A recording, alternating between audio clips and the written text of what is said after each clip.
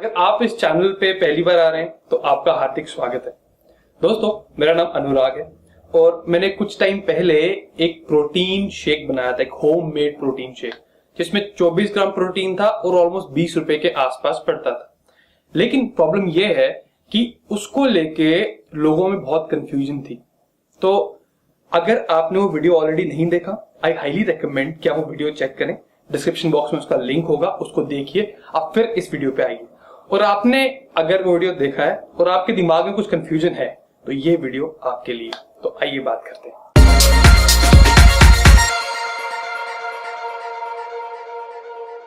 सबसे पहली कंफ्यूजन थी उसमें ये थी कि लोगों को ये नहीं पता कि सत्तू क्या होता है। दोस्तों, सत्तू को काफी लोग बेसन से कंफ्यूज करते हैं, लेकिन ऐसी बात नहीं है, उनमें फर्क है।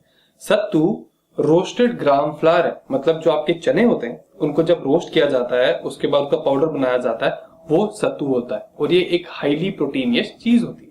तो कई लोगों को ये लगा कि हम डायरेक्टली आटा डाल रहे हैं, इसमें कुछ कच्चा रह जाएगा, मेरे पेट का क्या होगा। बिल्कुल बेफिक्र रहिए, इसमें ऐसी कोई प्रॉब्लम नहीं आएगी। अब कहां से लें? अगर आपके घर के आसपास नहीं मिलता तो मैं Amazon का नीचे लिंक डालूंगा, आप वहां से चेक कर सकते हैं। अब दूसरी एक प्रॉब्लम ये थी, लोगों को ये लगता था कि अगर मैं वे प्रोटीन लेता हूं, एक वे प्रोटीन के स्कोप में मुझे 24 ग्राम प्रोटीन मिलता है और उसमें 120 कैलोरीज होती हैं, लेकिन इस शेक में 550 कैलोरीज हैं, जिसमें 51 से 55 ग्राम के बीच में कार्ब्स हैं और 20 से 22 ग्राम के बीच में फैट भी है।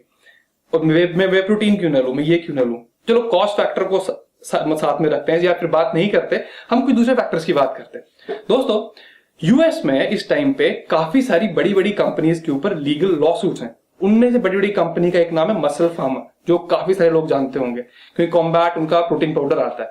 अब मसल फार्मा के ऊपर एक लीगल लॉसूट चल रहा है, वो ये है कि वो कहते हैं कि हम अपने बॉक्स में 24 से 25 ग्राम प्रोटीन देते हैं, लेकिन जब एक्चुअल लैब रिजल्ट्स आए तो प्रोटीन पाउडर उसमें जो प्रोटीन कंटेंट था वो आधे से भी कम आया। तो इससे हमें क्या जानने को मिलता है? दोस्तों, जो सप्लीमेंट्स होते हैं उनके ऊपर एक्चुअली कोई बहुत सारा फ्रेमवर्क नहीं होता कि जो बोल रहे हैं उसको टेस्ट किया जाए और फिर हम उसको खा सकते हैं। तो एक्चुअली सप्लीमेंट्स के अंदर काफी सारी ऐसी चीजें हो सकती हैं जो कि हमें पता भी ना हो, हमारे सेहत के लिए बुरी भी हो सकती हैं। मैं ये नहीं कह रहा कि सप्लीमेंट्स आपको नहीं लेने चाहिए, लेकिन अगर आप नेचुरली कुछ चीज ले सकते हैं, कोई होल फूड सोर्सेज से आप रिप्लेस कर सकते हैं, तो होल फूड सोर्सेज हमेशा सप्लीमेंट से बेटर होते हैं।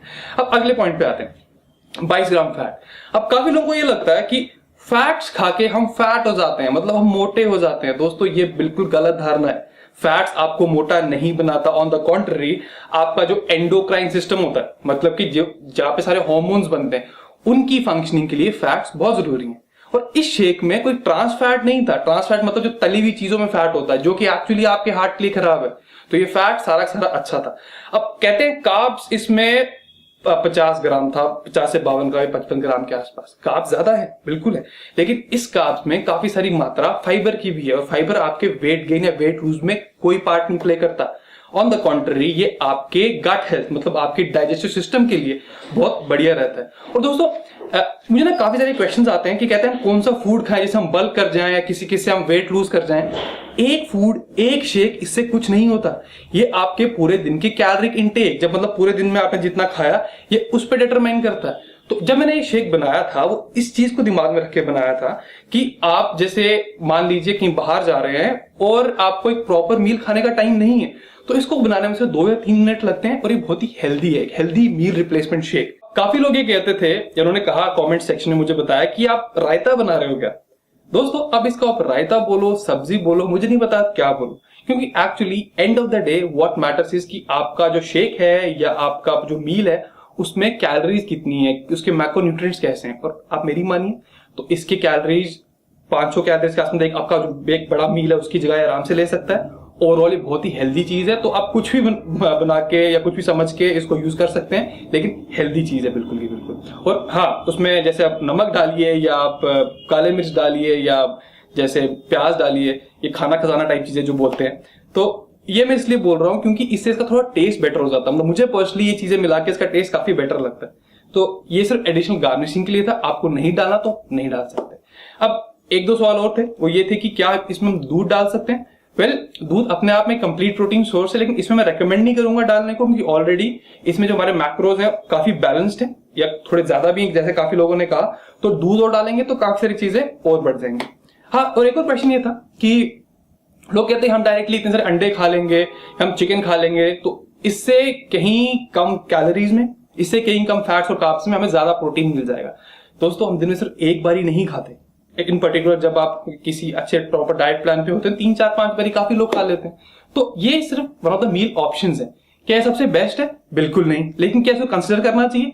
बिल्कुल करना चाहिए, क्योंकि ये बहुत ही हेल्दी ऑप्शन है और आपको पता है कि सारी इसके अंदर चीजें क्या क्या जा रही है। तो दोस्तों आई गेस कि मैंने काफी सारे पॉइंट्स आपके क्लियर कर दिए होंगे कि एक्चुअली सारा शेक किस चीज के बारे में था क्या नहीं था।